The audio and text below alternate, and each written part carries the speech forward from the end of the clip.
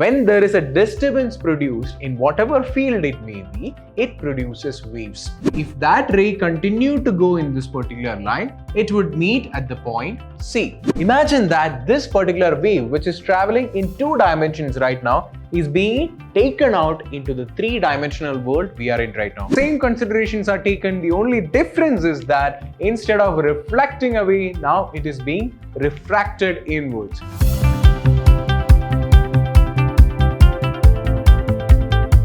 Hey all, I'm Hari Krishnan from the Department of Physics, Vidhyaashram PU College, the Temple of Excellence. And we will be dealing with a new chapter here today, that is wave optics. So we saw what happens when light is treated as a particle, that is corpuscular theory of light. Now we are going to see what happens when light is treated as a wave. So let's see what wave mechanics holds for us.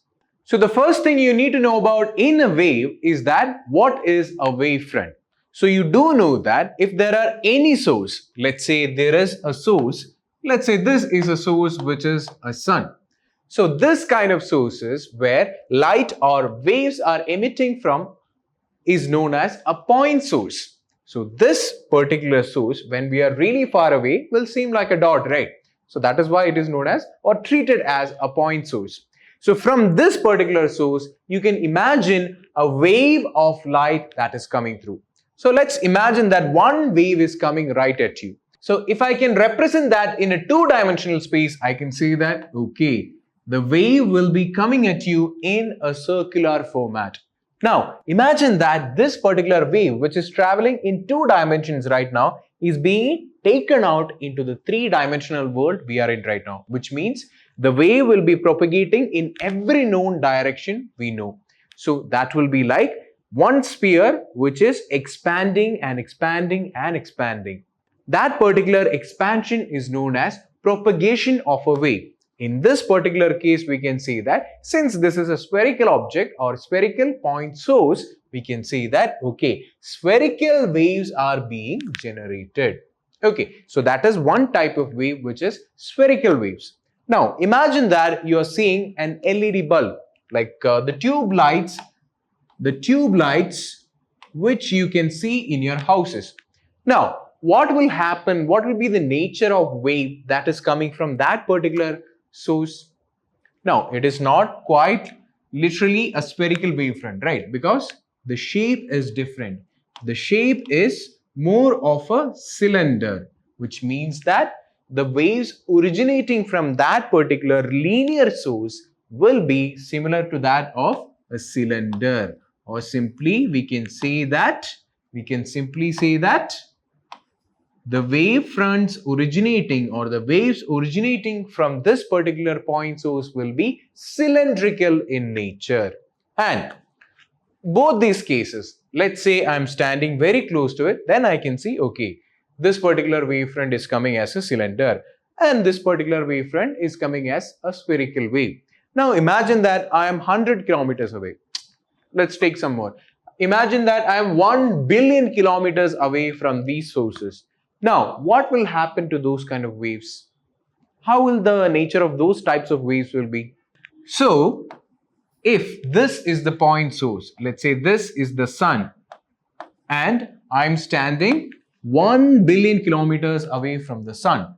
So, how will I see that spherical wavefront? That is, if this was the initial wavefront that formed. Now it is traveling through space, expanding and expanding and expanding and expanding until it reaches me, where I will perceive this particular wavefront as, see, for me it is just a plain line, right? So I will only see a portion of that particular spherical wavefront.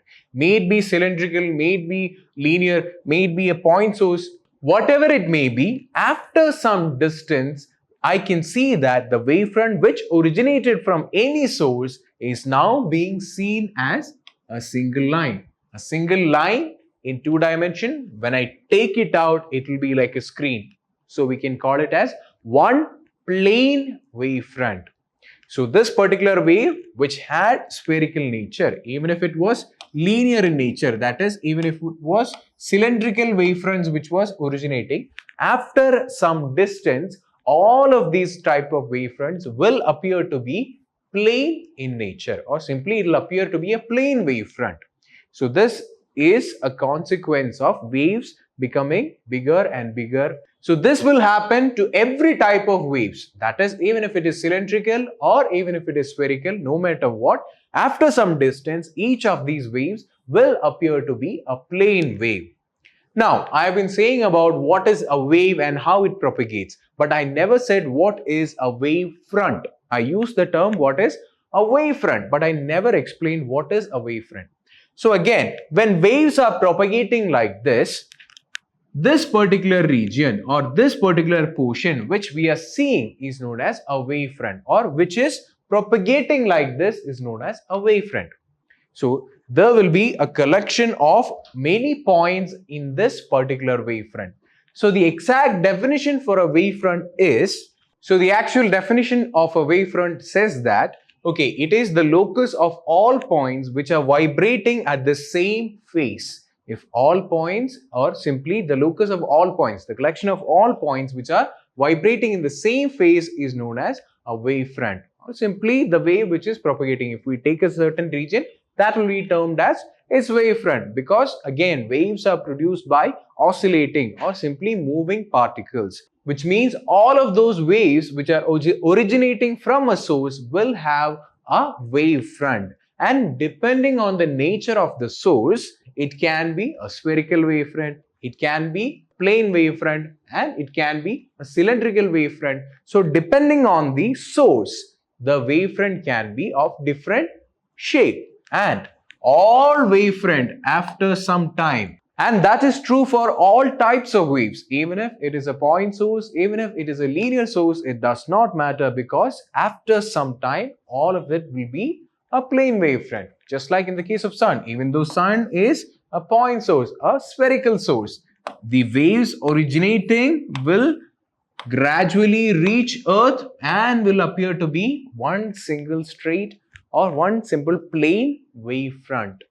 And one last thing to remember about a wavefront is that if this is a portion of a wavefront, I told you when traveled enough distance, it will appear to be a plane wavefront. So I'm taking just a portion of that. So if this is a plane wavefront, or this is a wavefront, then I can say that the ray of light will always be perpendicular to this wavefront. That is, if I tilt it to this side, you can clearly see that if I take a plane wavefront, the ray of light will always be perpendicular, that is at an angle of 90 degrees with the wavefront. That is a property that every wave will follow. Okay, if ray of light is propagating like this, then in that particular plane, there will be a plane wavefront, or there will be simply a wavefront. So that is all about wavefronts. So now we know what a wavefront is, or simply what a wave is. Now we have to deal with the scientist who actually studied about these principles, and his name is Huygens. So Huygens' principle deals with wave mechanics, or he observed and studied the patterns of these waves and expressed this in mathematical terms. Or more precisely, we can say that the ray characteristic of light was explained in ray optics, and in similar fashion, we are going to explain all these phenomena, that is reflection, refraction, all that, Snell's law, everything will be explained using wave mechanics. So what did actually Huygens find out so as to redefine this corpuscular theory of light? So the first things he found out was, so Huygens explained that each point on a wavefront acts as a source for new wavelengths, which means that, imagine that this entire room or this entire area is a lake. So if you drop a stone into that particular lake, you can see ripples coming from that lake, right? If this is an entire pond, if I drop a stone into that pond, if I throw a stone into that pond, you can see ripples which are originating like this, right? Ripples will be originating and it will be going or spreading out from that particular disturbance. So that exactly is what a wave is. When there is a disturbance produced in whatever field it may be, it produces waves. And In this case, it is spherical wavefronts which are originating from the source. So again, what Huygens said is that each point on the wave will act as a source for a new wave. For example, if I am saying that, okay, a point source produce this particular wave. Okay, then Huygens is saying that each point on this particular wave, that is each point on this particular wave, will act as a source itself. That is, this particular wave will produce new waves from the wave itself. So this will produce new waves like this. That is, every point on this particular wave will act as a source producing new or secondary wavelets. That is, if this is the primary wave, or let's say this is the primary wave which is coming, then this primary wave, that is each point on the primary wave, will act as a source for the secondary waves to emerge, which means the secondary wavelengths, all these are known as secondary wavelets. Wavelets means a collection of waves. So all these points will act as a new source for the secondary wavelets, and secondary wavelets are being produced.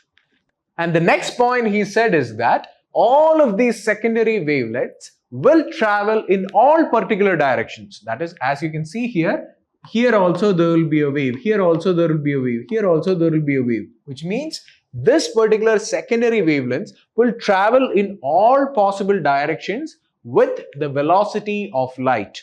So if it is water, then the secondary wavelengths will be produced and they will propagate in the velocity of light in that particular medium. For example, if it is water, in what is the speed of light in water? That particular speed, the secondary wavelets will be produced. And the third thing he said is that if I draw a common tangent, that is a tangent touching all of the surface like this, if I draw a common tangent for all of the secondary wavelengths, then I will get a new structure like this, which will be a new wavefront in itself. That is, I'll draw it here so that it is more clearer. So initially there was a wave, but according to Huygens, each point on this particular wave will act as a source producing more and more secondary wavelets. Now, if I draw a tangent around all of these, then I'll get a new wavefront like this.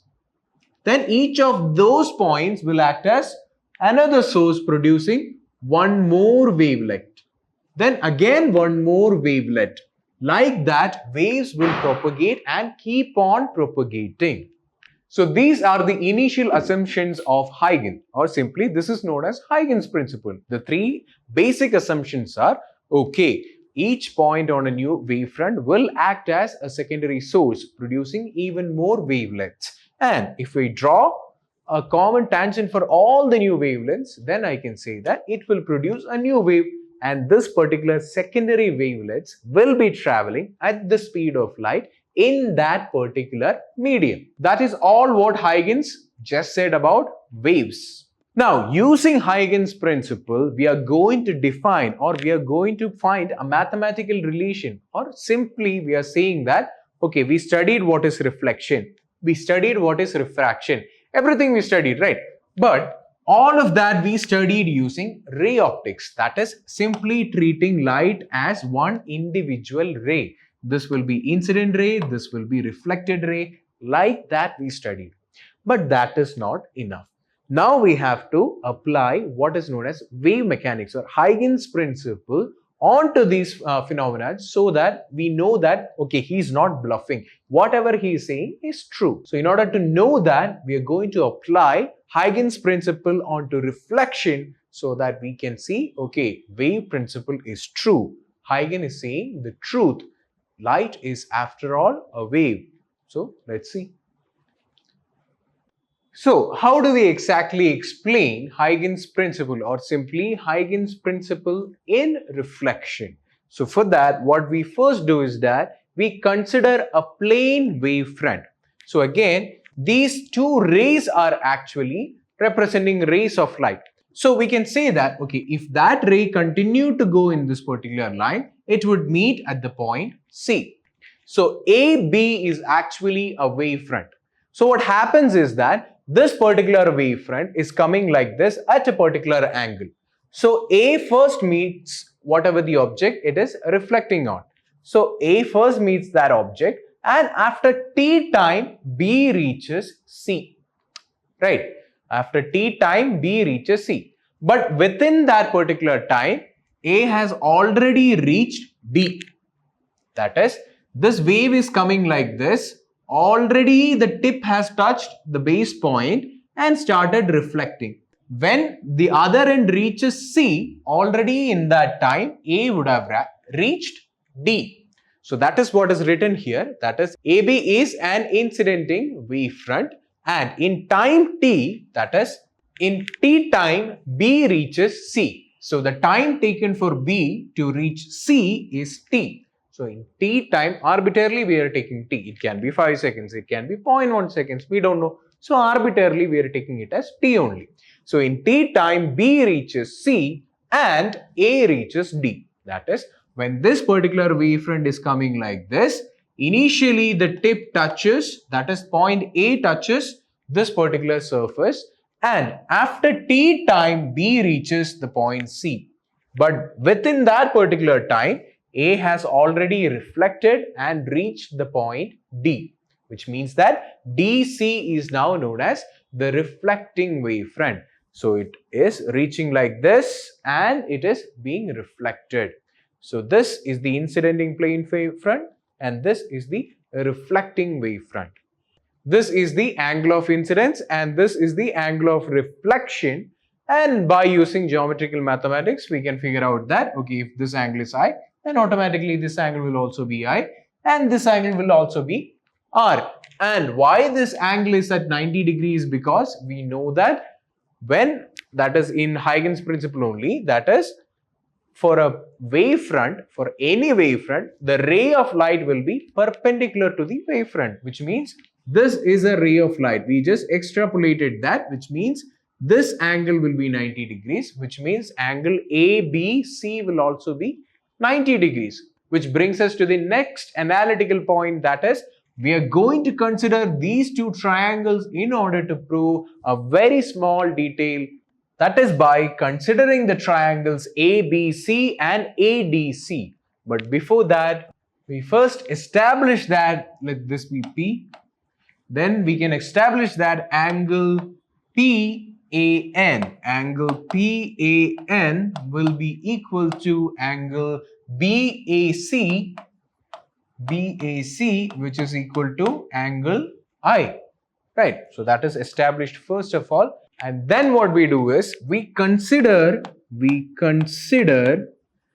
triangles ABC, that is ABC and ADC, and triangle ADC. So we consider these two right triangles and then we write angle ABC, that is ABC is equal to angle ADC,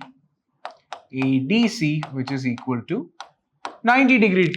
That is, we are just establishing that, okay, since this is a ray of light and it will be perpendicular to the wavefront, which means that those angles will be 90 degrees. Hence, it is a right angle triangle. That is the only thing we are establishing at first.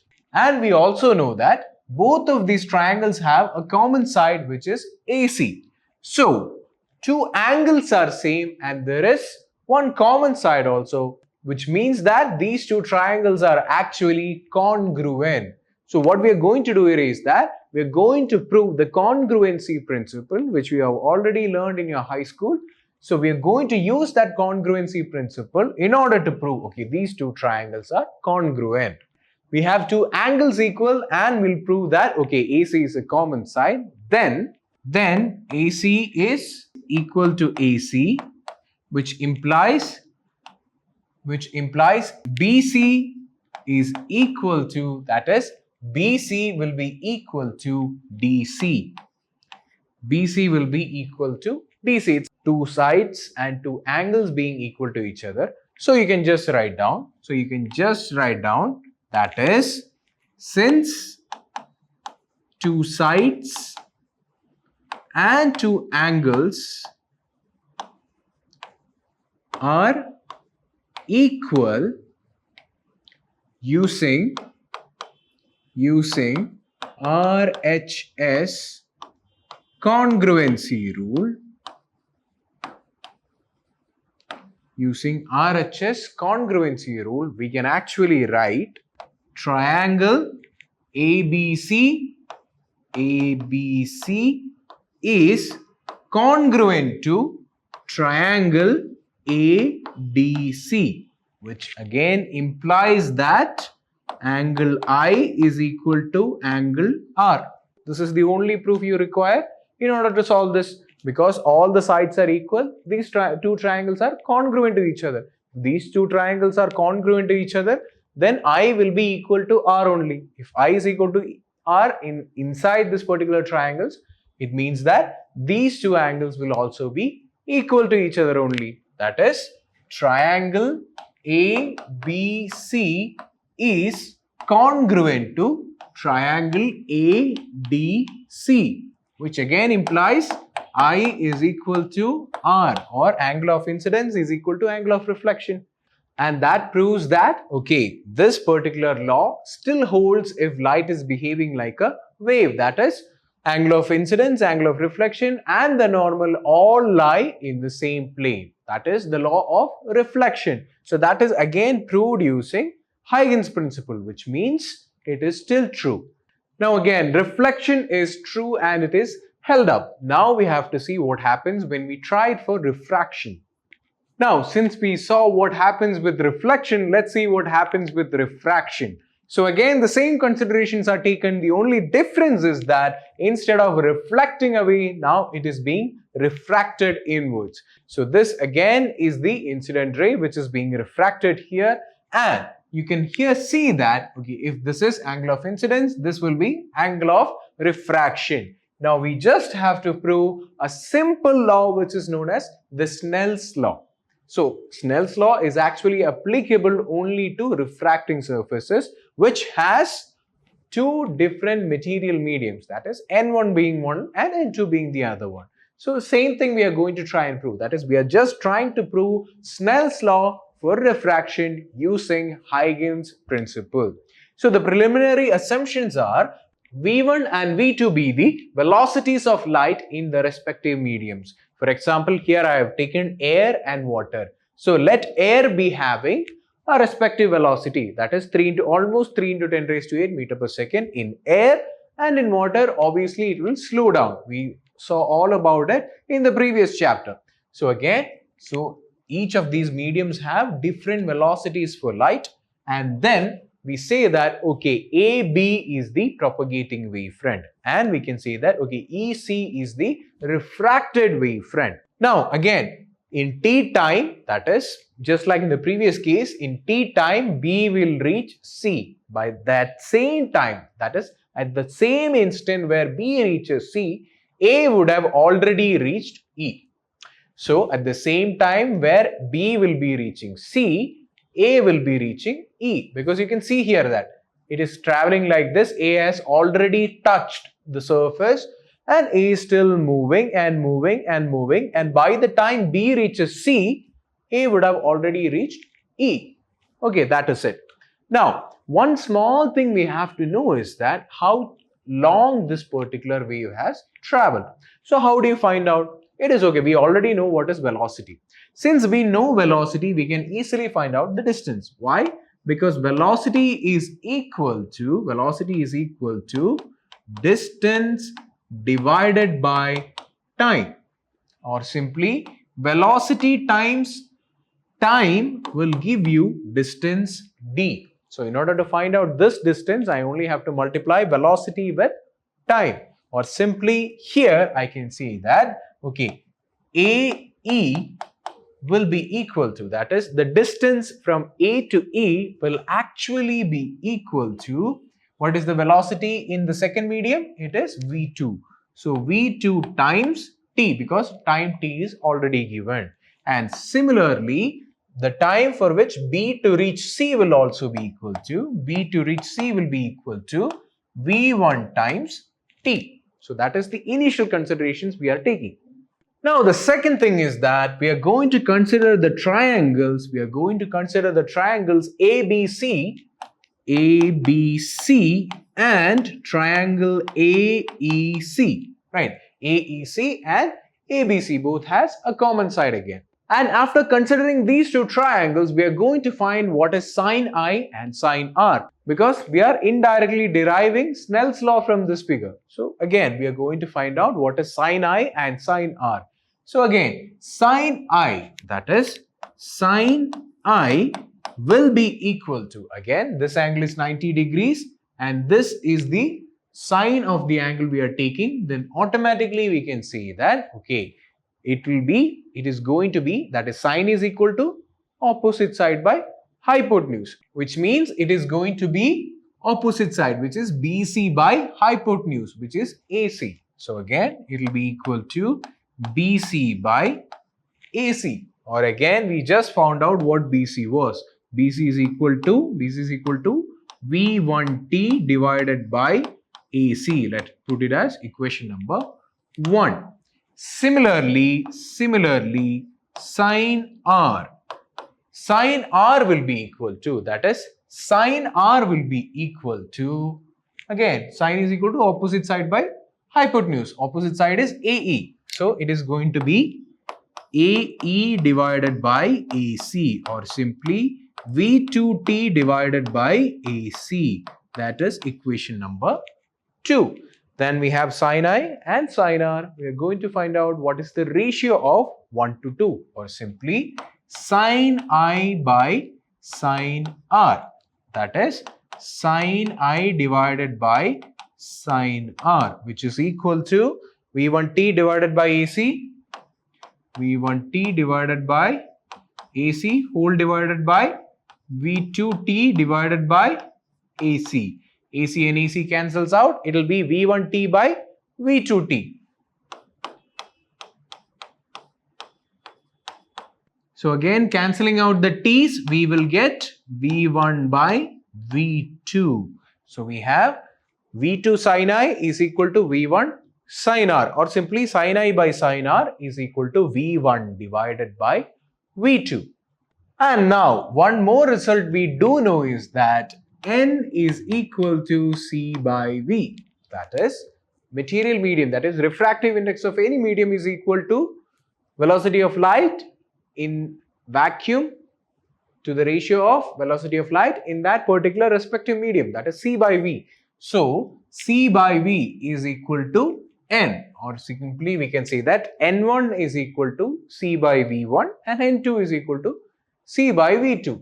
That is N1 is equal to C by V1 and N2 is equal to C by V2, or simply N1 V1 is equal to N2 V2. Let's put it as equation number, let's put this as equation number 3 so that we can put this as equation number 4. Now we already know that V1 is equal to sin I and V2 is equal to sin R. So if I substitute that, I will get N1 sin I is equal to N2 sin R, or simply sin I by sin R is equal to N2 divided by N1. This is the proof for Snell's law. So using Huygens principle, we can simply derive what is Snell's law using wave mechanics. So what is the relevance, importance of this particular wave theory if already with ray optics we have the same result? The relevance is that this particular equation actually proves that velocity 2 is actually less than velocity 1, or simply we can say that the angle R is considerably less than angle I. That is the definition of refraction itself. That is, angle I will be more, angle R will be less when light is entering from a rarer medium to a denser medium. It moves towards the normal. So what is so special about it?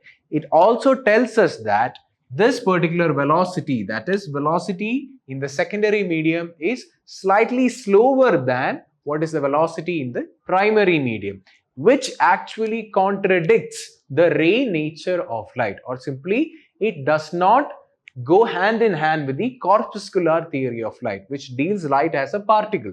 So here it is saying that when you see light as a wave, light actually travels at different velocities in different material mediums. So that particular revelation is very big in physics, and it is only using wave mechanics we were able to uncover that. So that is the relevance of this particular derivation or this particular discovery in physics. So that was just an introductory class towards wave mechanics. I'll see you all very soon with the remaining portions of wave mechanics. Until then, thank you.